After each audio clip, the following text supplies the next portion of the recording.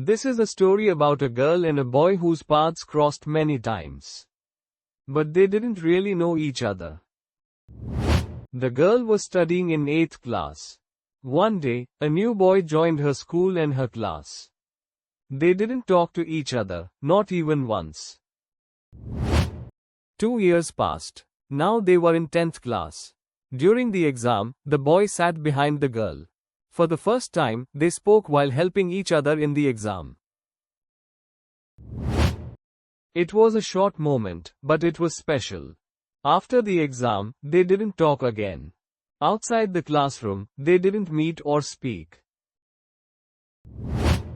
After completing 10th class, both of them joined different colleges. During their second-year practical exams, they saw each other again. But still, they didn't talk.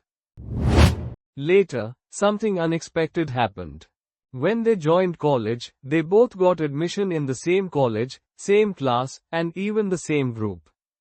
But still, they didn't talk to each other. After finishing their graduation, one day, they went for a job interview. And that day, for the first time, they truly spoke to each other. Sometimes, life keeps people apart, only to bring them together at the right time. Part 2 coming soon.